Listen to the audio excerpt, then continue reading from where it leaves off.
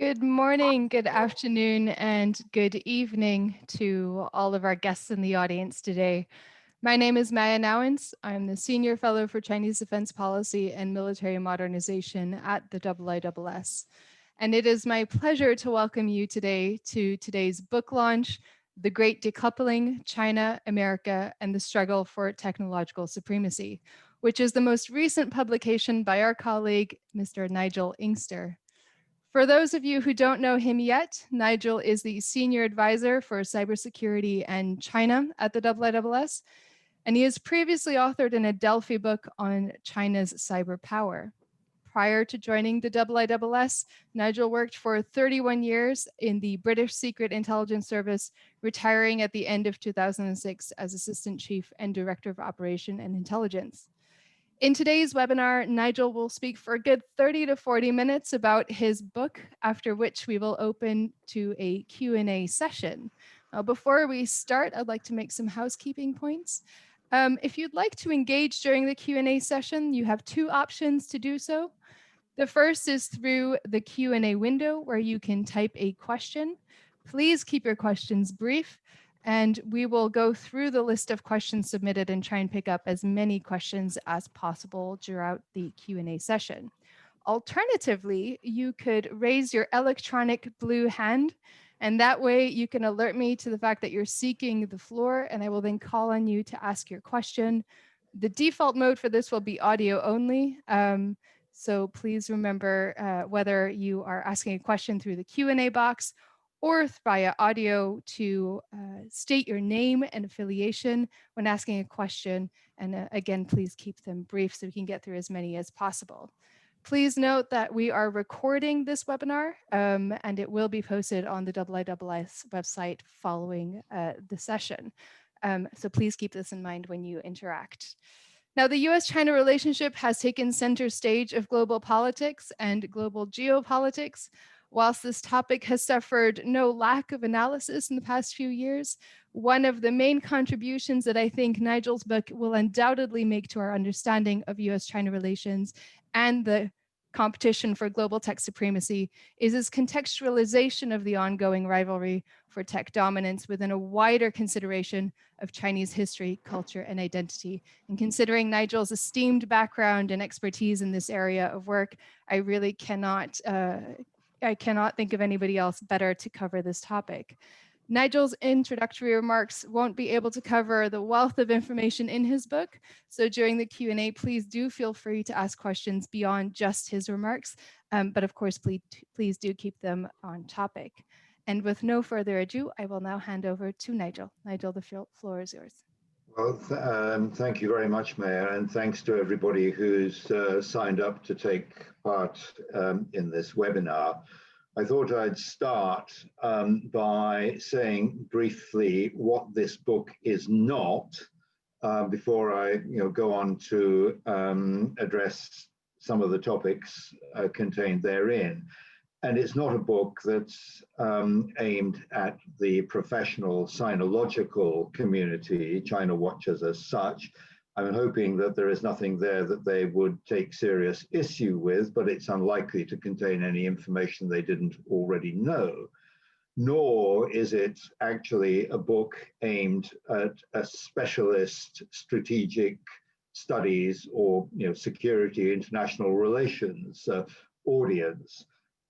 People often ask me why I wrote the book, and the answer is I was asked to do so by the publisher, Michael Dwyer of Hearst, and the commission was to write something on this topic for the general reader, to make it sort of generally accessible, and that's kind of what I've tried to do. It, of course, even less in a way aimed at the technology community, because obviously I can't tell them anything they don't already know about their own technology. But I think the main aim of the book is to tell a story about which seeks to explain China's experiences and the drivers for its current behavior. It doesn't necessarily seek to justify or vindicate those behaviors, but it does seek to set them in context, as Maya said. And I remember once the British historian of intelligence studies, Christopher Andrew, referring to the phenomenon of what he calls historical amnesia amongst policymakers. And I think in one sense, Christopher was being a bit charitable, because amnesia rather presupposes that you knew something once but had forgotten it. When it comes to China, it's not safe really to assume any kind of cultural or historical understanding. And one of my concerns was that the current standoff between China and the USA has led, as it always does in these situations, to a lot of kind of instant wisdom being published. And I'm hoping that this will kind of act as a corrective to some of it.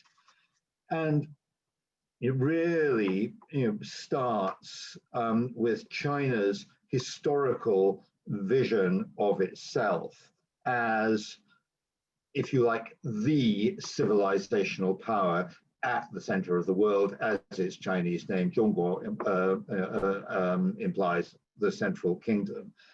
And this is a sort of civilizational identity, this concept of a unitary civilizational state that has withstood a lot of buffeting at the hands of history, but has remained remarkably intact through history.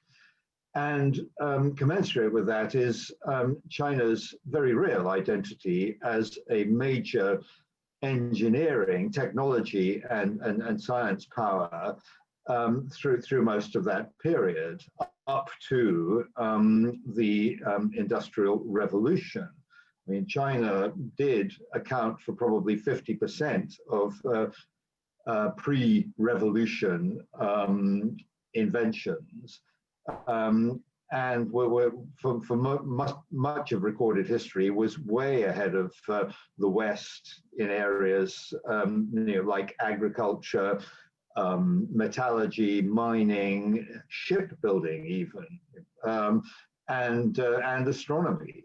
And Chinese concepts of astronomy, for example, had intimations of a very modern understanding, because if you look at the Chinese term for the cosmos, yuzhou, that literally translates as space-time, which of course will be a familiar concept to everybody from Einstein's theory of relativity.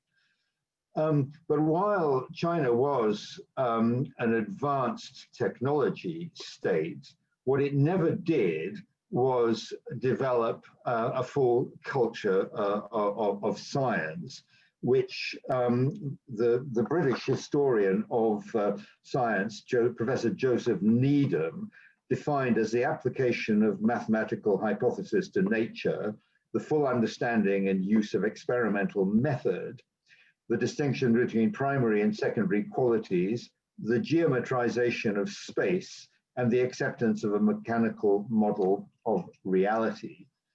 And actually, this is something that the editor-in-chief of the Chinese newspaper Science and Technology Daily, Keji Ribao, Mr. Liu Yadong, made in a talk in the middle of last year that was put on YouTube, where he was counseling against an excessive mindset of, should we say, technological exuberance on the part of China, and reminding his audience that China had not indeed developed this, this culture of science in the way that the West was able to do. And although one obviously can't really argue a counterfactual, I do look in the book at some of the reasons why this might have been. But the bottom line is that for various reasons, China fell behind just as the West was getting going, missed the age of exploration, and more critically, missed the Industrial Revolution. such that when China did, in the early 19th century, encounter a technologically more advanced civilization in the form of Great Britain, the consequences were as they generally tend to be when one more materially advanced civilization meets another.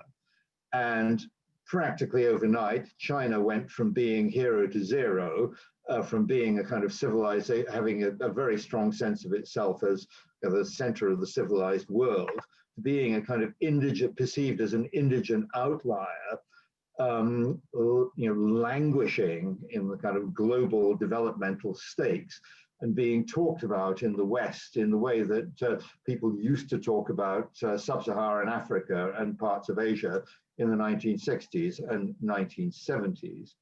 And China, China was essentially carved up into quasi-colonial possessions of the Western powers, its traditional economy trashed. And this set in train a search for a modern identity that preserved a unique Chinese civilizational character, which I would argue is a journey that China is still on. It's come a long way, but this is kind of what is driving everything about China's behavior today. And I think we in the West forget at our peril this very strong sense of a fall from grace, if you will, that China perceives itself as having experienced, and explains as a desperate desire for a form of modernization, the Chinese term for which is ganchao, which is not just catch up with, but overtake the West in terms of its capabilities. We saw, and it's been a very long and very complicated journey. During the 19th century, it was slowed down by a lot of conservative inertia. One looks, for example, at Chinese attitude to railways at the beginning of the 20th century, which they rejected them as violating Chinese principles of geomancy feng shui. And now we see a China that has one of the most advanced networks of high-speed rail in the world. The efforts at modernization were frustrated for many decades by political instability, by war, and by the kind of self-inflicted injuries that characterized the early years of the People's Republic. Ill-conceived ventures like the Great Leap Forward, efforts to catch up with and overtake the West in industrial production in a very short space of time, which predictably fell flat on their face. And it was really only around 1980 that China kind of began to stabilize and start to engage in a very focused and systematic effort to catch up. And in this, modern technologies, and particularly information and communications technologies, have, I would argue, played a vital role. Although back in the 1980s, China technologically speaking, was very backward, even ordinary telephone landlines were still very much a rarity. China's leaders were acutely aware of the implications and potential of ICT, information communication technologies, for China's development, thanks to the writings of the American futurologist Alvin Toffler, who was very prescient in setting out how these technologies would quite fundamentally reshape all aspects of human existence. And I remember as a junior diplomat in Beijing in the early to mid 1980s, handing out copies of Alvin Toffler's works to all comers. I had literally boxes of these things stashed up in my office in the British Embassy. So,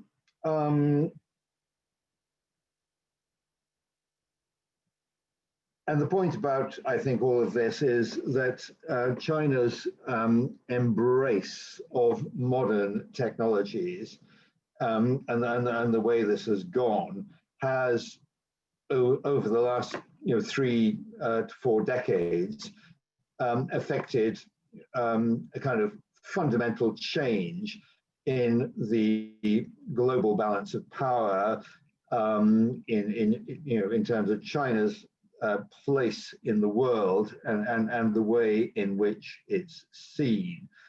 And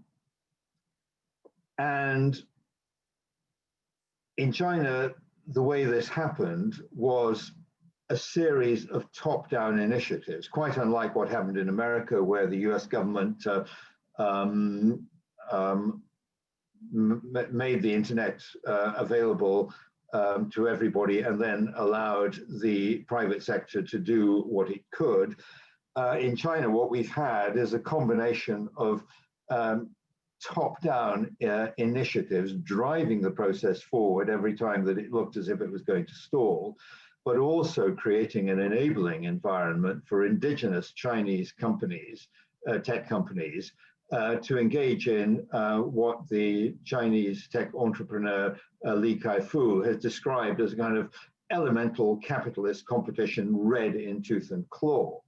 And it really was more by chance than as a consequence of any very deliberate plan that Chinese companies like Alibaba, Tencent, and Baidu kind of made it to where they are today as publicly listed companies, on a par with the major US tech giants.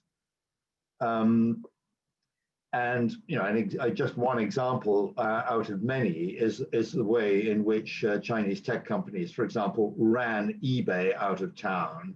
And what we saw was a process in which Chinese entrepreneurs, many of whom had learned their trade in Silicon Valley, came back to China and set up companies that developed applications and services uniquely suited to dealing with the frictions of daily life in urban China, and were able to do so in ways that completely and comprehensively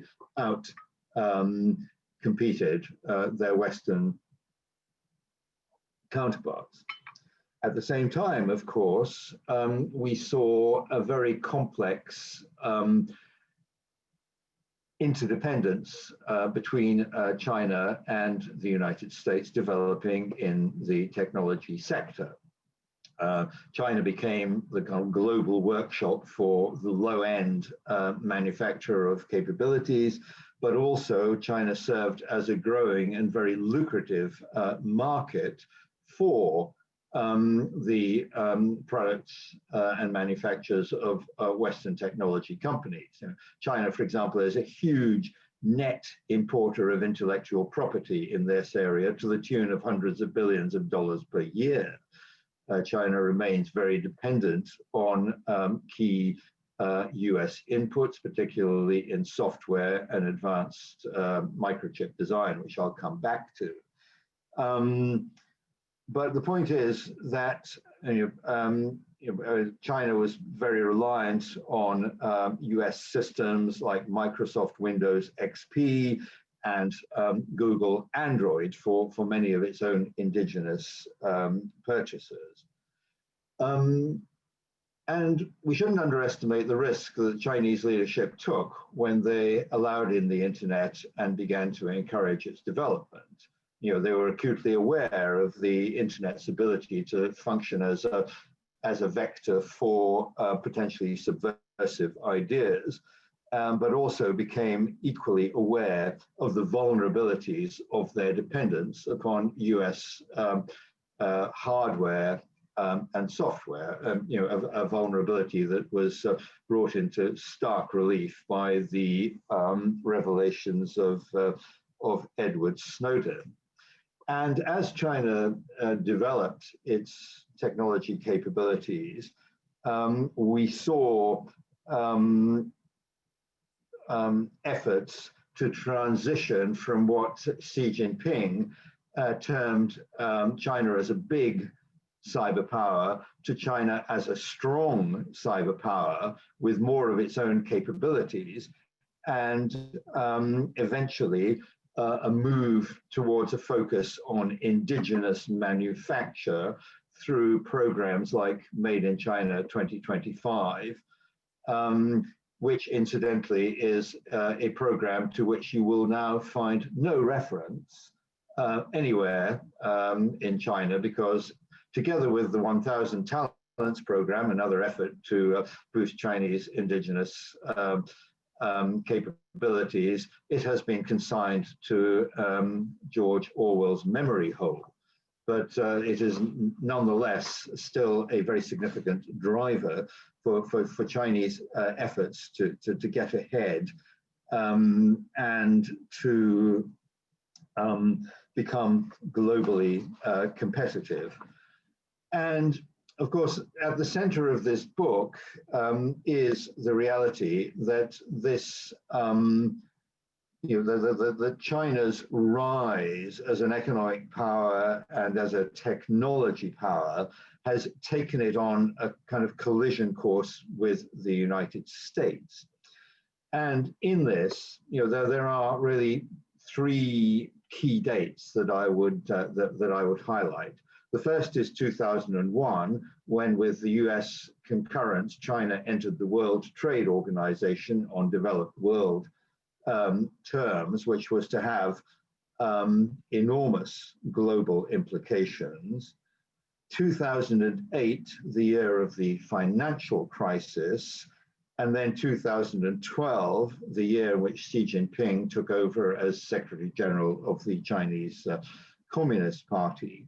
Now, of course, the first of these dates saw China's already impressive modernization process go on steroids, so to speak, as China was able to access developed markets and take full advantage of that access to market its goods and build up significant trade surpluses with the developed world.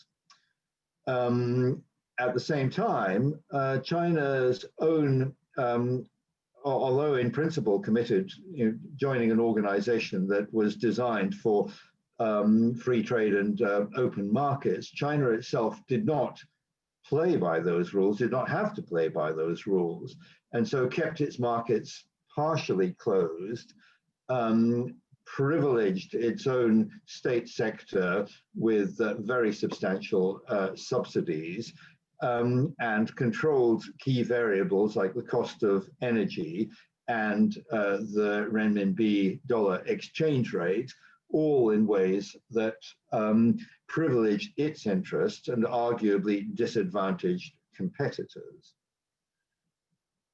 One of the net outcomes of this was China built up a huge savings glut, which it invested in primarily in US Treasury bonds. And that result was that actually this savings glut totally distorted the global financial system. And without wishing to exculpate the idiocies of Western bankers, the fact is that this huge savings glut that China built up was a critical cause of the 2008 financial crisis.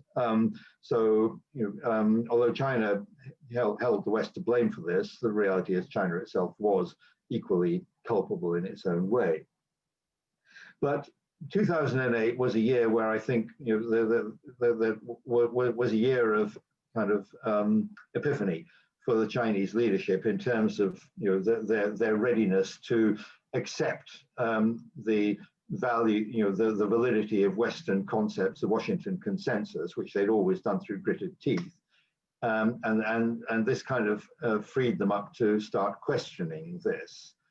And then in 2012, when Xi Jinping came to power, we saw a move away from Deng Xiaoping's policy of lying low and biding your time, hide and bide, as it came to be called, in favor of a much more extrovert Chinese approach to the world, to the China dream, which was accompanied by a more extrovert and some would say more aggressive foreign policy, and also by efforts by the Chinese state to reshape global governance through concepts like the community of common destiny, something which I think has largely passed Western policymakers by, but should not have done, because it's an important statement of what China aspires to be and how it aspires to get there. And we saw a significant increase in China's intelligence gathering and covert activities. We saw a much more overtly aggressive military posture, and we saw the emergence or a sort of rebooting, if you will, of China's united front and influence activities internationally. So the message coming out of China at this point was that China was no longer content to be a rule taker. It aspired to be a rule maker. It aspired to reshape the world in its own image, and technology was going to be a key component of this. Relations between China and the United States had never been straightforward. And they really never had. But for a long period during the 1990s and 2000s at least, there was a tendency by both countries, I think, to accentuate the positive in the relationship, to minimize the differences. And there were good reasons for that. The concept has taken hold latterly in the United States that engagement with China has been a failure, that America has been ripped off and deceived, that China never intended to liberalize in the way that the West had hoped. But actually, I think this is a fundamental misapprehension about what the rationale for this engagement was. And if one looks through the record of official discussions in the US Congress, etc., engagement with China was never about promoting democratization and liberalization, albeit there was reason to hope that this might be a possible outcome. This engagement was all conceived of in terms of broader geostrategic objectives aimed at international peace and security. And I think we kind of forget that also at our peril. But to cut a long story short, China's more extrovert activities, and particularly in the technology sector, where their efforts to get ahead were clearly being enabled by pervasive programs of cyber espionage, by buying out Western companies which had the kind of expertise that China needed, by techniques such as imposing the requirement on companies wishing to do business in China to transfer technology, in essence, a whole series of unfair practices. We're starting ever more to grate in America. One saw this under the Obama administration, a lot more pushback, particularly in the area of cyber espionage. But it wasn't until the Trump administration that the United States really hit back hard with the trade and technology wars. Now, the trade war, which Donald Trump began in 2018 by imposing significant tariffs on China, has, I would argue, not been successful in terms of its own objectives, which were to kind of well, let me say, it wasn't in terms, successful in terms of its own objectives, but it did have the effect of making China sit up and take notice in a way that no previous action by the United States had done. What the trade war phase one did not do was repatriate manufacturing jobs to the United States. In fact, the USA has lost more manufacturing jobs. It did not redress a significant trade balance, which remains now about the same as it was. It didn't make American farmers richer. In fact, it made some of them bankrupt. And critically, most of all, it did not compel China to move away from its hybrid economic model of state capitalism towards an open liberal trading order. In fact, what we've got here is a kind of duality at work in which China, while talking about opening up its markets, promoting international commerce, globalization, etc., appears in practice to me moving very much in the other direction. But when it came to the technology war, I think this was driven less by kind of mercantilist ideas than by a very real fear on the part of the United States that it was facing a kind of Sputnik moment with China, particularly epitomized by the Chinese telecommunications company Huawei's aspirations to become a global leader in fifth generation mobile technology. Had this come about, the benefits to China would have been enormous, both economic and strategic. In just the same way as Britain benefited in the 19th century from wiring the world for telegraphy, and as the United States in the 20th century from promoting the internet. So China in the 21st century could potentially have been in pole position if it had dominated the standards and the technologies that were critical for all other major science and technology capabilities. And this was something that the United States was simply not able to contemplate, that this went to the core of its being as a superpower, to its expectations that it would always be in pole position in science and technology. And so we've seen the pushback in the form of what's been referred to as a trade war, one of the most consequential actions of which has been to deny China access to the advanced chip making technologies that it needs to realize some of its ambitions. So I think this is now a moment to address the question that I'm always asked, which is when one compares the US and China from a technology perspective, who's winning in this global contest for technology? Who's on top and who is not?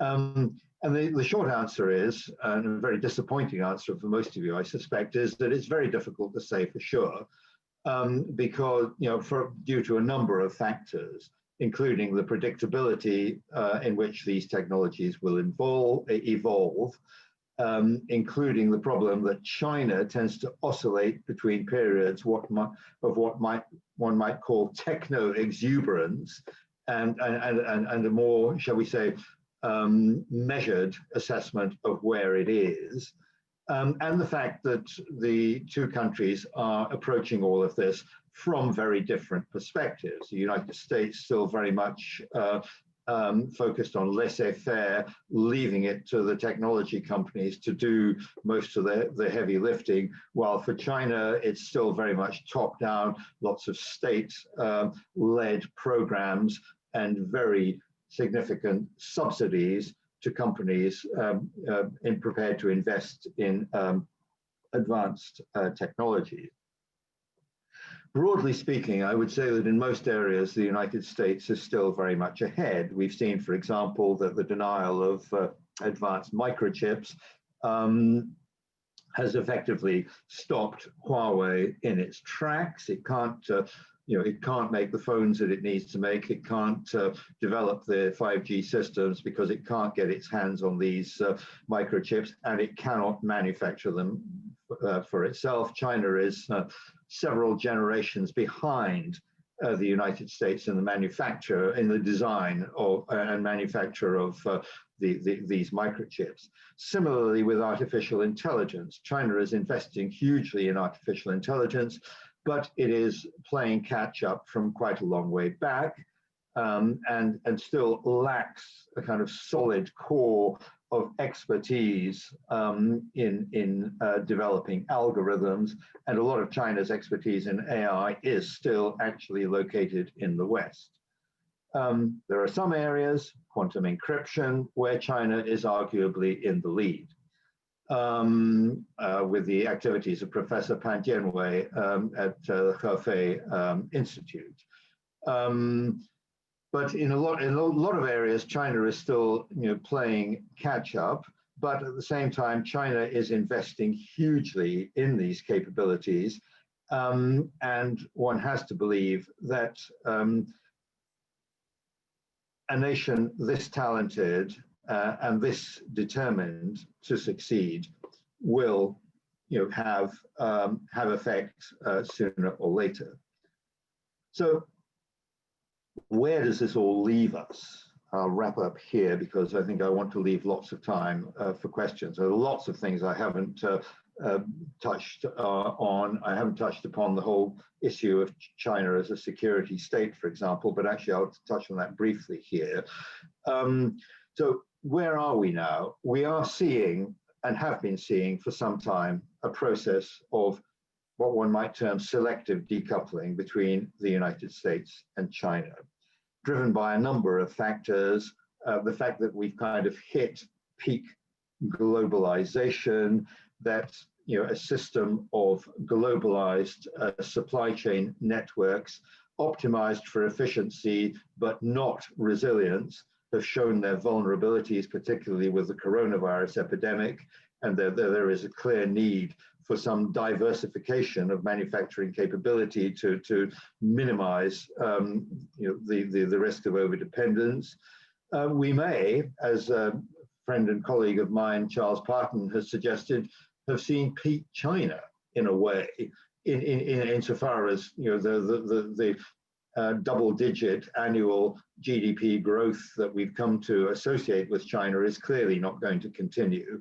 And that henceforth we will see a kind of more modest growth constrained by other factors, notably population decline. Where does this decoupling go? It's very difficult to say. I think it's going to be a very messy, complicated process, and I don't think there's ever going to be a kind of identifiable endpoint. And it doesn't help, of course, that while the United States government and the United States Congress is very much in favor of decoupling, large sectors of Silicon Valley are very much opposed to technology decoupling because they earn so much money from collaboration with China, and don't want to lose the access to that enormous market. We also have seen, as China opened its capital markets for the first time at the end of 2019, that Wall Street is also barreling into the China market. So getting anything like a consistent process of decoupling, I think, is going to be difficult. And question of what the implications would be for the United States and for China and the world more generally, very difficult to say. It could be that this decoupling process could give rise to an intensification of competition that generates more innovation. But my fear and expectation is that probably we will see something of the reverse, a slowing down of global innovation as decoupling gives rise to growing levels of distrust and cuts off communication rather than encourages it. There's a lot that depends on how events in the USA and China play out. It's not inconceivable that China might start to go back in the wrong direction, because one of the things that we've seen under Xi Jinping is that whilst he still places great emphasis on economic development, he does so within a kind of repurposing through national security. A very broad definition of national security, which encompasses pretty much everything up to and including sports and culture, but with economic development very much situated within that, and with security as the key priority. We've seen one of the consequences of China's emergence as a technology giant has been the emergence of what has been termed, what I term in the book, a techno-security state in China, a kind of Uber surveillance state. I don't have time to go into that now, but I'm happy to explore that more in the Q&A.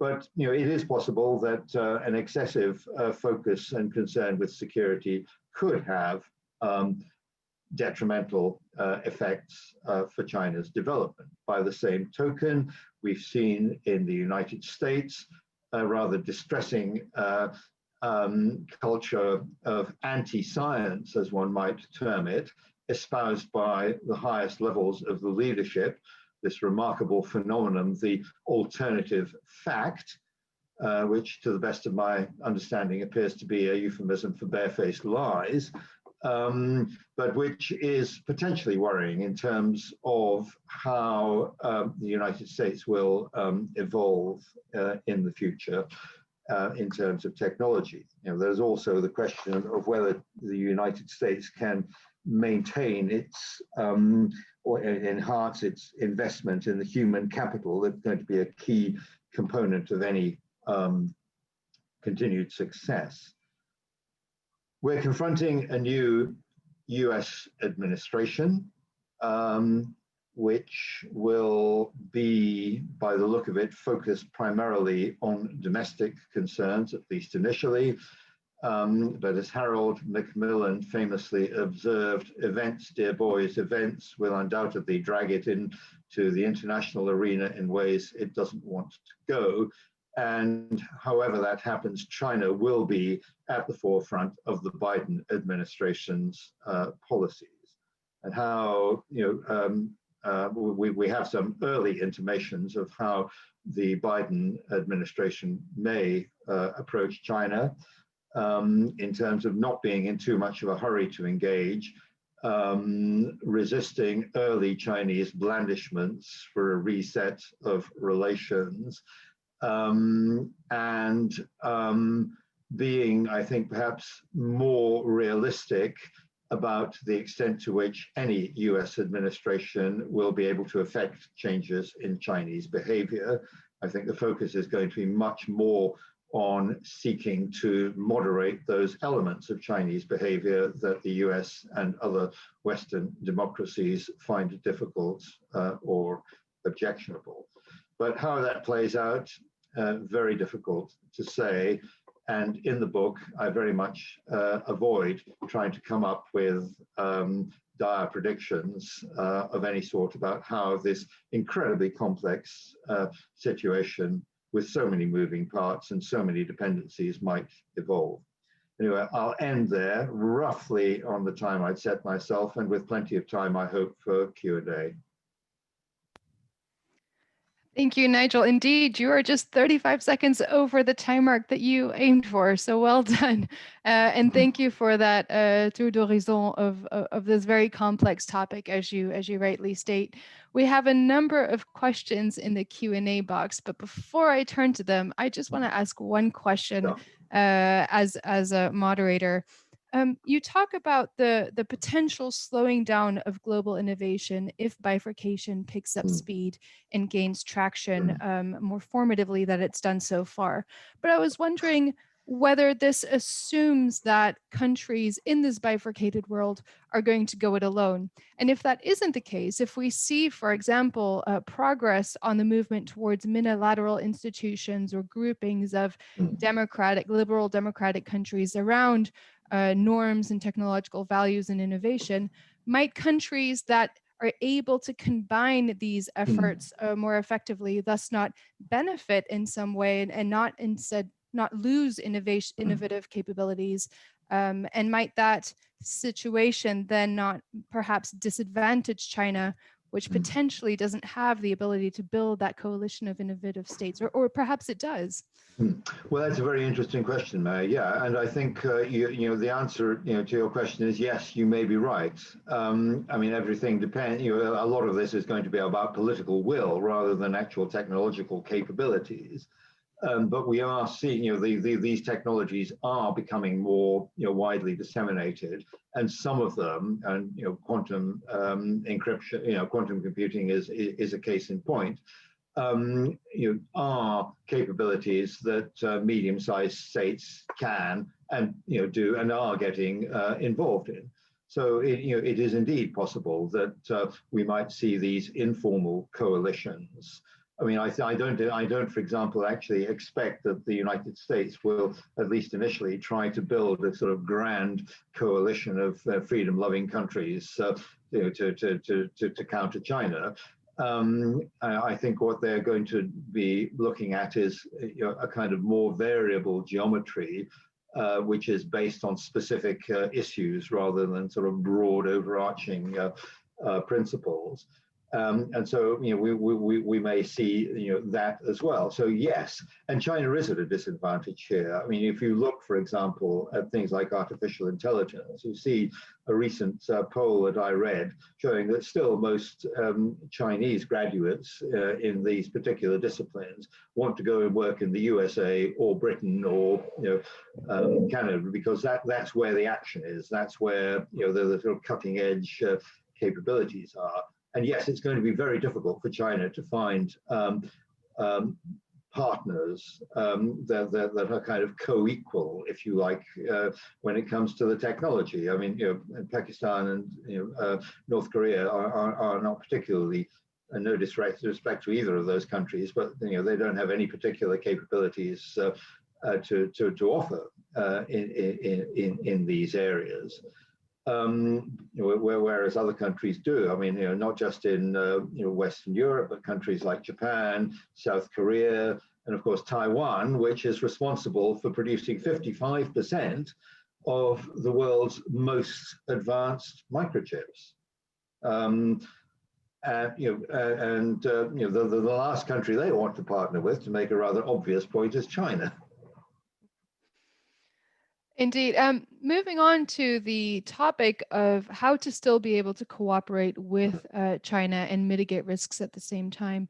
The first question in the Q&A box is from Audrey Kurth Cronin, who notes Chinese innovator Zhang Lei, CEO of Envision, is a leader in fifth industrial revolution in which green technology benefits all humanity.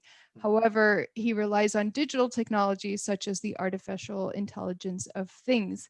How should the West mitigate risks when seeking to cooperate on this kind of green technology? Yeah. Well, I should make the point that I am not a skeptic about green technology, but I would simply point out that many of these green technologies actually turn out to be not quite so green when you look at the costs of all the inputs that they require, particularly the production of rare earths and rare metals, which require huge amounts of energy to process and are hugely polluting. So I think we need to be a little bit of context here. But yeah, I mean it's not going to be easy because politics is always going to feature in this. Countries are always going to be looking to steal a march on each other. And if one looks at China, for example, China is placing much emphasis on the development of green technologies, but under the Belt and Road Initiative is planning to build a whole bunch of coal-fired power plants around the world. So my sense is that probably the place to focus is on kind of on these broad principles, broad outcomes, and broad objectives. See if we can agree some sort of credible commitments, to do and not to do certain things. I mean, I think these technologies will prove fairly, transmissible. I don't see a situation arising in which one country or another will have access to and control a series of technologies that no one else has any ideas about. It's not going to work like that. So I think it's about finding, developing, sort of broad principles on which everyone can agree, the sort of things that are going to come out of Paris, etc. After that, I think the practicalities are going to prove difficult to manage. Managing competition, I'm not sure how we go about it, but let's start with the broad principles. Thank you. The next question is one that incorporates, I think, a number of questions in the submitted to the Q&A box, which is about the building of coalitions in pushback to China, perhaps with the aim to slow down China's tech rise. The question here revolves around the recent decision by the European Union to hastily or rapidly agree on a comprehensive agreement on investment with China. What signal does that send to the United States from across the Atlantic about the potential for cooperation in this area of policymaking?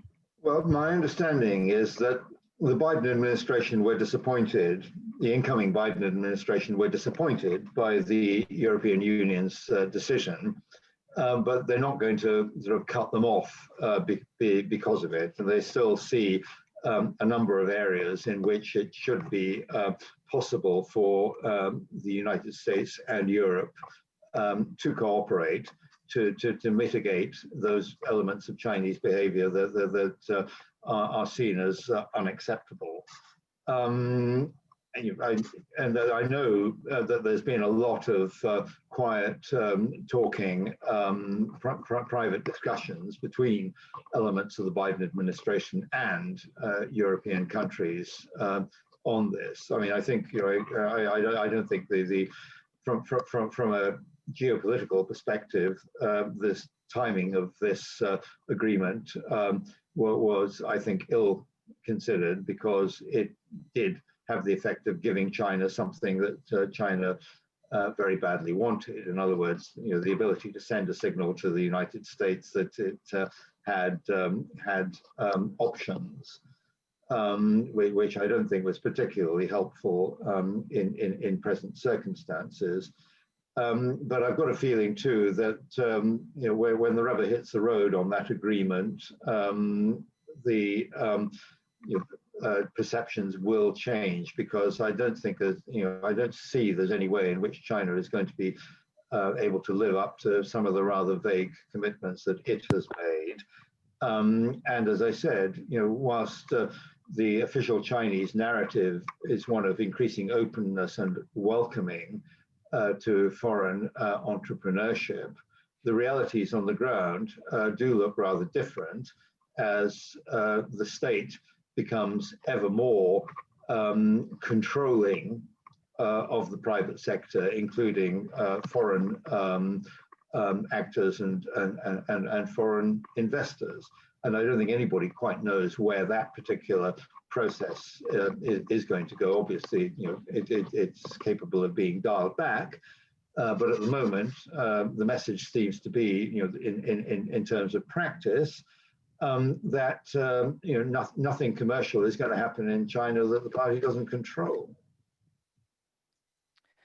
Now, when we talk about the topic of US-China tech competition, we often talk about the implications for other developed market economies. But of course, there's also an implication for the developing world. So Yeah. I've got a question from Bhaskar Koirala, the director of the Nepal Institute of International and Strategic Studies, about what you think the main implications will be, particularly for developing countries, if China increases its primacy in ICT technologies. Yeah.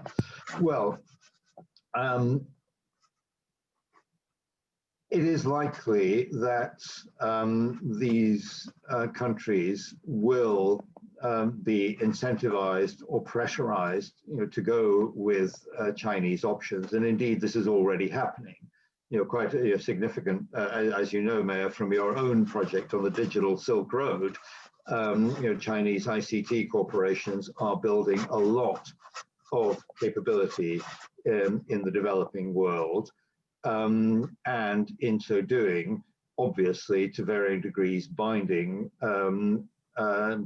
themselves into China in terms, not just in terms of reliance on the technology, but also to some degree in terms of the values that accompany that, whether or not that is a deliberate choice, it is a practical outcome of such engagement. And you can't really blame the Chinese for this, because the West has been very slow to offer plausible alternatives to these countries. The United States is now starting to focus on this and to do more by way of offering an alternative. And I think particularly it's noteworthy in Biden's appointment of a US ambassador to the United Nations, who is first and foremost an Africa expert. In other words, somebody with a lot of engagement in the developing world.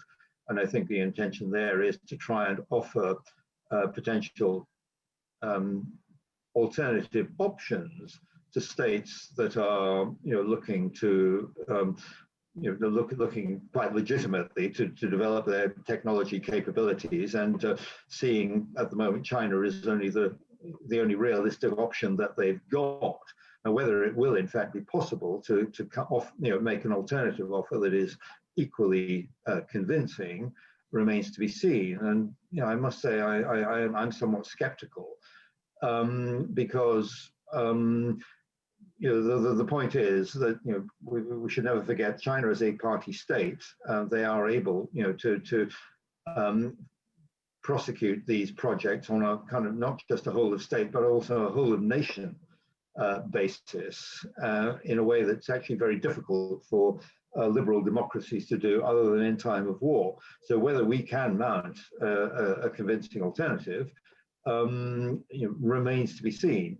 And if we can't, I don't think we can legitimately complain if other countries decide to go with the China option. Excellent answer. I might just follow on with that. What would you say about some certain analysis that's been published that would suggest that activities like the Digital Silk Road, which according to the IISS China Connects database includes over 1,450 data points, is an effort by the Chinese state and party to remake the world in its own image? And in particular here, I'm talking about surveillance technologies in developing countries. Do you think that these are, the export of these should be seen as an effort by the CCP to promote its own version of social control and social management? Or is it that the Chinese and Chinese private sector industry have found willing importers thereof? I think it's a combination of both. I think that there's a sort of mutuality of interest here. But it's obviously in the commercial interest of Chinese service providers to market these services. They benefit from it, and so does the Chinese state. Just as in the 19th century, Britain benefited from the activities of cable and cable and wireless benefited commercially from from those activities. There was a kind of mutuality of interest, and I think we've got the same thing here. And I think it's less, it's not, I think to say remake the world in China's image could be a bit misleading, insofar as China doesn't really care that much, I don't think, about how other countries run themselves. But I think it's more a case of making the world safe for Chinese-style autocracy within China. In other words, by imposing on the states the capabilities, but also the obligation to provide security for all the other commercial projects that China wishes to undertake, without China itself having directly to bear those costs. They're effectively saying to the countries, okay, we're going to give you these capabilities and we expect you to use them, to keep our interests and projects secure. Oh, and by the way, as a sort of secondary, as a byproduct of this, we also expect you to throttle at birth any anti-Chinese commentary that might emerge within your own countries, thereby enabling us to reduce our own costs in China in terms of policing the Great Firewall. So I think it's first and foremost about making the world safer for autocracy, Chinese style, within China, and the Chinese interests around the world that enable that. Thank you. I've got two questions that relate to specifically China's innovation strengths or weaknesses. The first is from Mr. Alexander Neal from Alexander Neal Consulting in Singapore, former colleague of ours at the AAS. Thought that name familiar from somewhere. Yes. He states, he asks a question about emulation versus innovation in Xi Jinping's world, and notes in particular the Song that the Song and Tang dynasties were full of pre-industrial innovation. Yeah. But he questions whether this is happening now and whether we perhaps might be in a new era of Wu Hening exceptionalism. Yeah. Well, it's a very good question. I mean, what we've seen up until now is that Chinese entrepreneurs have been very good at taking existing technologies and developing innovative applications of these technologies. And actually, if we look at the evolution of technology more generally, this is often a very important, the most important element in determining the success of these technologies. I mean, fundamental breakthroughs are by definition rare. You don't get that many of them. But what tends to make the difference is over time, these incremental improvements and developments and innovative applications of existing technologies are in many ways more consequential than genuine innovative breakthroughs, which often take a lot of time to really kind of feed through. Now, a lot of Chinese, and I quote one very authoritative commentator in the book, complain that one of the problems with China has always been that people in China don't study STEM subjects because of an intrinsic interest in the STEM subjects. They do it because they see it as a route to wealth and fame and fortune. There is a real sense of concern in the more thoughtful elements of China's own science and technology community that China has very little to its credit in terms of genuine innovation. I mean, China's got 3 Nobel Prizes for science, and 2 of them are actually from scientists who are working outside China. The other was from a lady who developed innovative approaches to the treatment of malaria. So, this is, from a country of 1.4 billion people, compare and contrast with countries like Israel, the United Kingdom, tiny by comparison, but very consequential in terms of genuine innovation. So, I mean, I think, there is this concern that, China's not, really kind of breaking any new ground. And I think look at let's go back to microchip manufacture. China is now trying desperately to replicate the advanced capabilities that the West already got. 5 nanometer extreme ultraviolet lithography. What they're not doing so much of, as far as I can see, is investigating how they can use new materials to leapfrog this and move ahead. Excellent point. The next question that relates to this is really the different systems of innovation in China versus Silicon Valley. This question comes from Adrian Cowderoy, who's a IISS member, and who questions whether China's focus on state-driven innovation can actually compete with innovation and the responsive abilities of Silicon Valley going forward. Yeah. Well, I mean, the short answer is we're not going to know for definite unless and until they pull it off. I mean, state-driven, a kind of all-of-nation approach to the development of certain technologies can be very effective. It was very effective in China in the 1960s with the one satellite, two bombs. Sorry, or is it the other way around? I forget now. But the point is, if a nation state, decides that it's going to throw everything it's got at the development of, let's say, a nuclear weapon, the likelihood is that sooner or later they're going to be able to do it. This works better with some technologies than with others. If we look at the areas where China has been throwing everything at the problem and still not getting the outcomes it desires, I mean, we only need to look at aero engines. China's been trying for decades now to make aero engines that we've sort of had since forever, and for various reasons it's not still not happening. And I'm not sure I fully understand why, but I think there's a lot about the complexity and integration of the processors that are involved. If we look at advanced microchip technology, it's not just about having the equipment. It's about what the Germans call Fingerspitzengefühl. The sort of innate, almost instinctive understanding that only comes from years, if not decades, of hands-on practical experience. You don't get that from the manual. You don't get that from ripping off somebody else's database and trying to reverse engineer it. So there are some technologies that are very intractable in this regard. Others where actually it does seem to be possible. And if we look at an area of technology where China does seem to be getting results from throwing everything at it, it is what I mentioned before about Professor Pan Jianwei's work on quantum encryption, which does seem to be genuinely groundbreaking in terms of what it is achieving. It's definitely way ahead.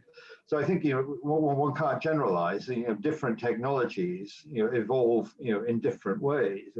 Artificial intelligence is another one, because we talk about algorithms as if these were kind of sort of fixed things. Take algorithm, apply to process, Bob's your uncle, out comes something at the other end. It is not like that, because algorithms are difficult things to understand, and they need to be tweaked for different processes. And what you need for that is people who've got this kind of Fingerspitzengefühl, this sort of deep understanding of how these things work. And this is another area where China is notably lacking. And this is important in terms of robotics and autonomous systems, because when you're setting up these systems, you need to have people who, in sort of old parlance, would be kind of factory foremen who know how to do this. And China isn't producing them. Right, I think that is a perfect segue into the next question from Mr. Ewan Grant in London, who asks how well prepared Western companies and institutions, in fact, are for protecting areas where they hold a technological lead that you highlighted in your presentation, Nigel. And are there weaklings in the protection chain? Here, you might suggest that actually, instead of solely focusing on investment into or mergers and acquisitions or joint ventures with companies, talent is perhaps a key area that we should be looking at, the transfer of skills and knowledge, not just IP rights. Yeah, Well, I mean, all of these factors come into play, and protecting information, protecting IP, protecting, the sort of next big thing that's going to ensure your prosperity, is proving, a very significant challenge. And I think, I fear the time is rapidly coming when states, major corporations may have to conclude that they can't keep operating these things using, a public network that is inherently and, seemingly irremediably insecure and unsecurable. That we may have to see people moving, that we may actually see an inevitable fragmentation of the internet as states and corporations develop their own separate protected systems for ensuring that at least things that are in the database stay there and can be kept. But you're right. I mean, the other problem is, of course, talent, and this is something that we're seeing an issue with in America now.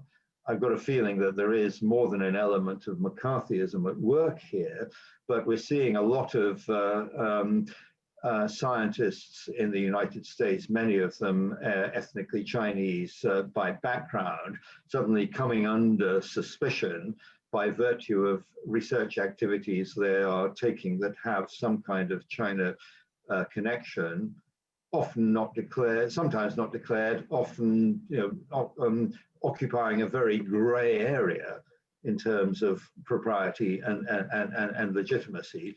But with a growing sense in the United States that this is sort of thinly disguised espionage and needs to be addressed.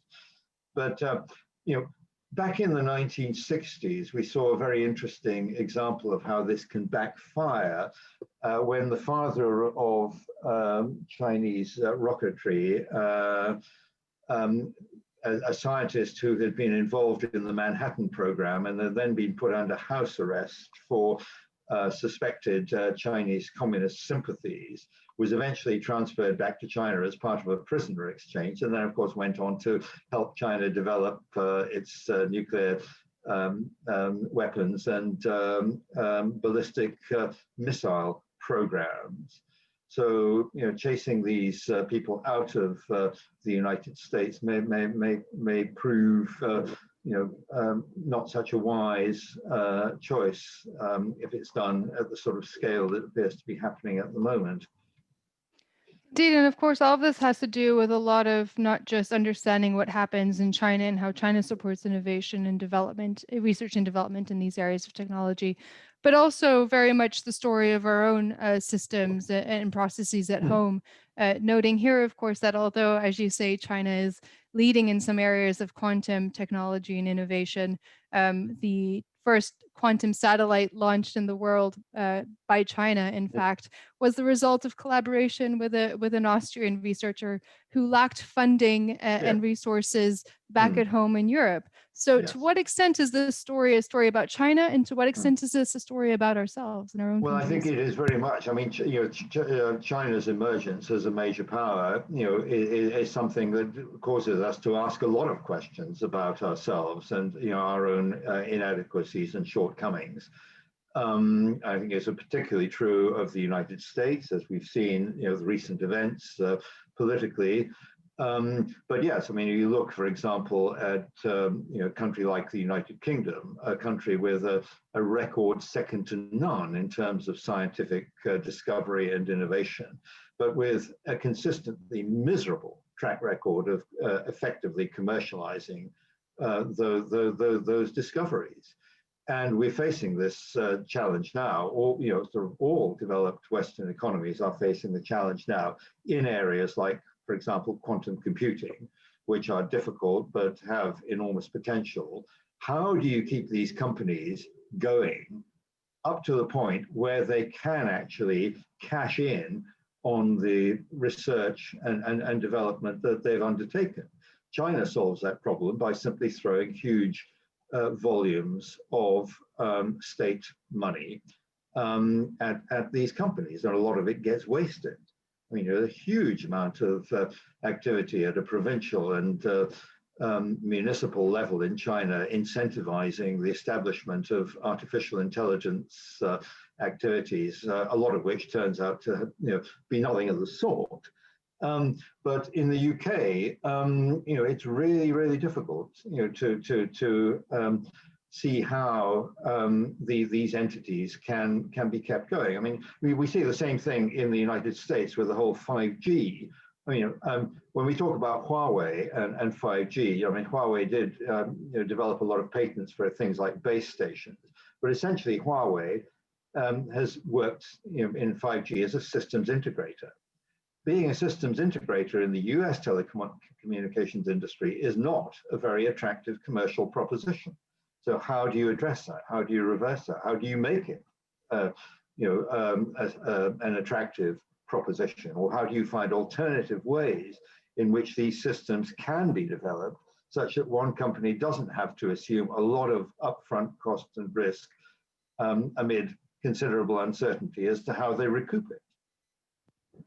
Actually, you might have just answered this question already, but I'll ask it on behalf of Adrian Cowderoy anyway, who is a IISS member as well, who asks how good China is at integrating technologies, which, for example, are essential for IoT. Yeah, well, that's a good question. And again, I think the answer is very variable.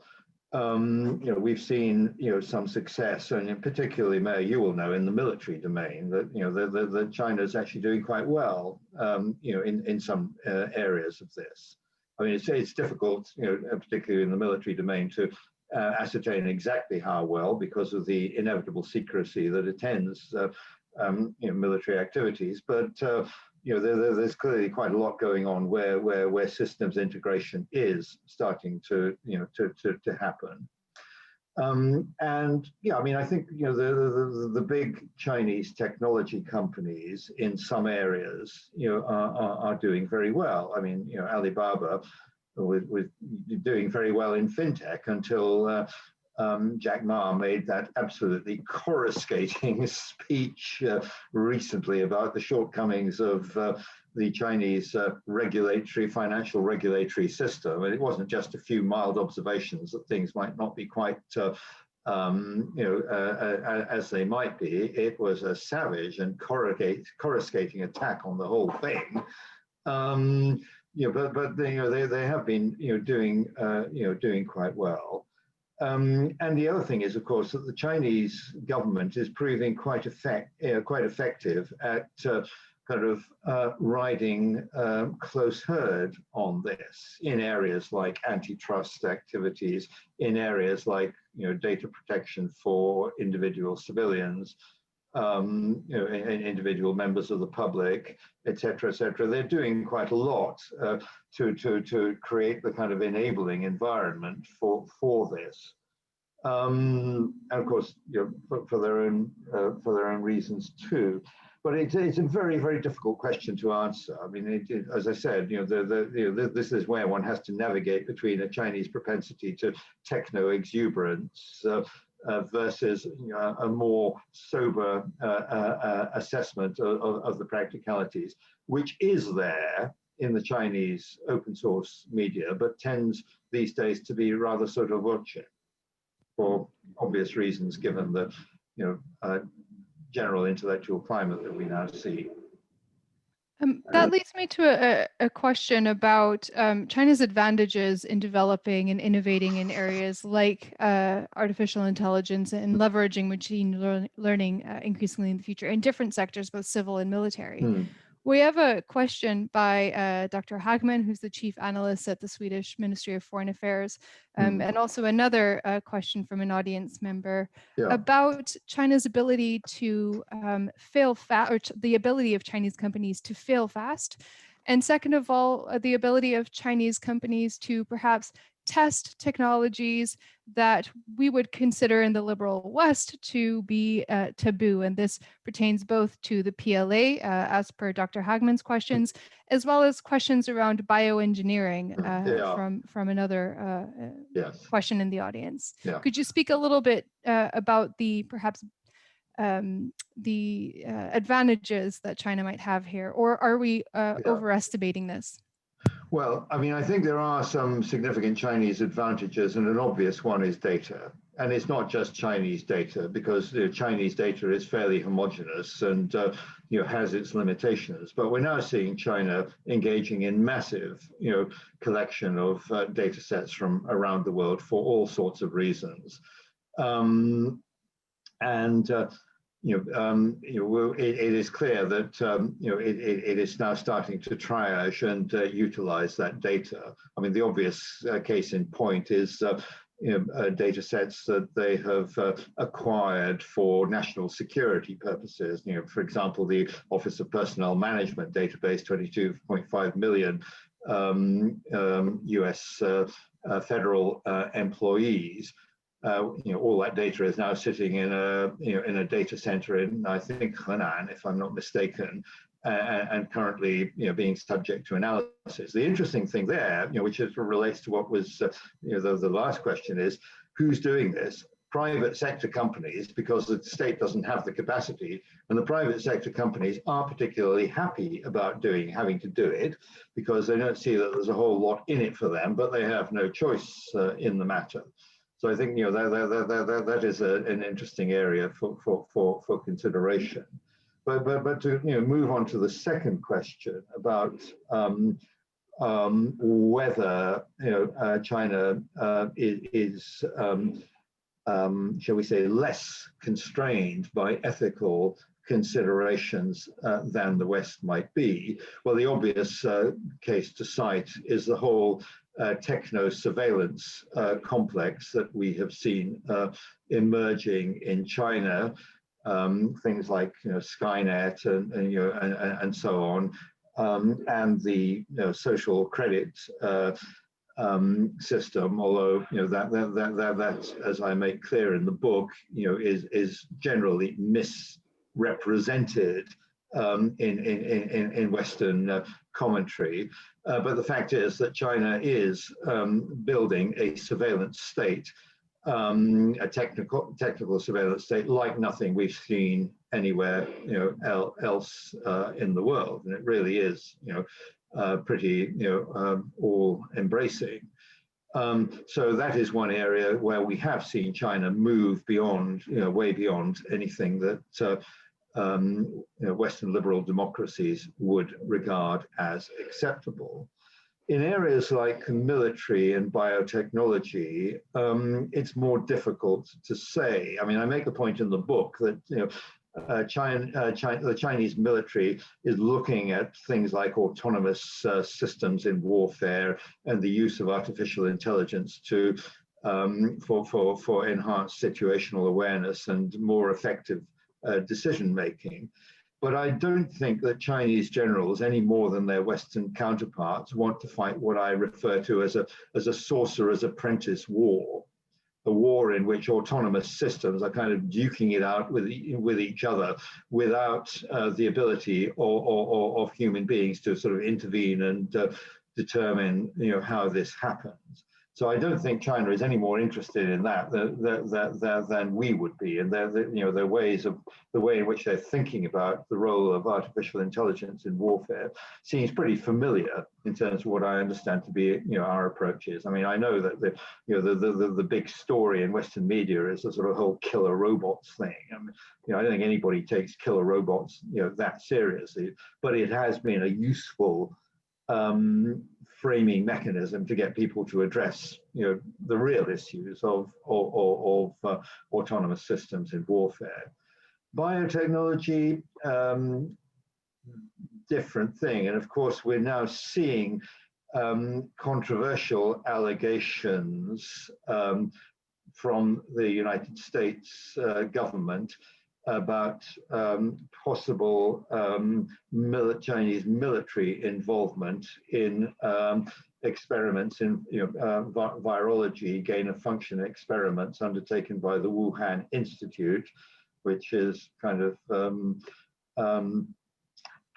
very much at the center of efforts to determine where the coronavirus came from. I mean, I'm not making any observations about the validity of these claims. I'm simply in no position to do that. I don't have the expertise nor the knowledge. But this is an area where it's almost inevitable that curiosity will lead to some experimentation. I mean, all of us did, in the years after the Second World War, during the Cold War, we all experimented with biological weapons. By and large, we walked away from them because they were impractical. These were not things that could be reliably delivered on the battlefield. And so, we walked away from it. Even the Soviet Union walked away from it. What the Soviet Union did was, sort of repurpose these things for targeted assassination purposes, as we've since seen. But with the sort of advances that we're getting now in genome technology, I guess it's almost inevitable that people are going to sort of ask themselves questions. Well, can we do what the infamous South African scientist Walter Basson, aka Dr. Death, tried and failed to do, which is to develop biological weapons which will attack people with particular gene sequences. Is China doing this? I have no idea. It's not unimaginable, but having said that, when we saw China, an ill-advised experiment in human embryology, this was pounced on very quickly by the Chinese state, widely denounced as irresponsible and unethical, and the person responsible for it, subject to a severe penalty.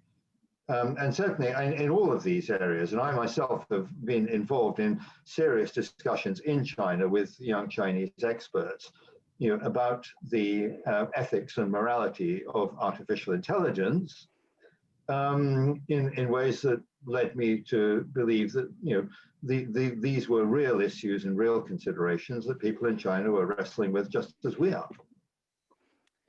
Nigel, we have about 2 minutes left before the end of today's webinar, and I apologize to all of the audience members who have a question outstanding. I encourage you to reach out to Nigel bilaterally to discuss his book further, or rather just buy this fantastic book, The Great Decoupling. But I might just end on one question before we sign off, and that is about, cultural, ethical taboos aside, is there a glass ceiling to China's tech rise and innovation capacities in technology and in high-tech sectors with regards to the relationship between the party, the state, and China's private sector companies? Yeah, well, I think there could be. It's not necessarily the case, but as I mentioned before, we're seeing a kind of tightening of the screw on the private sector as security and national security becomes the dominant consideration. So, in essence, you're saying, could the Chinese party state kill the golden goose? Potentially, Indeed. yes. We've been here before. China in the early 1960s was about where the US was in semiconductor technology, and then we had the Cultural Revolution, and everybody who could do joined up writing was sent to go and plant rice or mine salt. I don't think it's going to be quite that bad again, but too much focus on control, too much emphasis on security could prove detrimental to innovation if entrepreneurs feel that they're not going to be allowed to derive the benefit that they ought to acquire by virtue of the hard work, research, and risk that they're taking. So it's something to watch.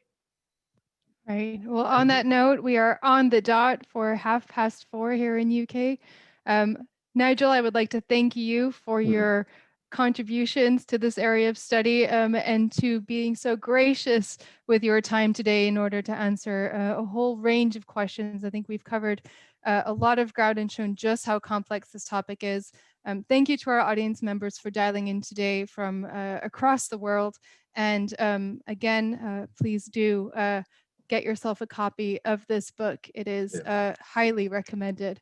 Thank you all and have a good day. If I can just intervene very briefly to say that you can acquire it from the publishers at a 25% discount. Just go to hearstpublishers.com and at the checkout, tap in the code decoupling25. That's decoupling25, all in uppercase, and you'll get 25% discount on the book. Fantastic. Great start to a Monday, Nigel. Thank you, everyone. Thank you.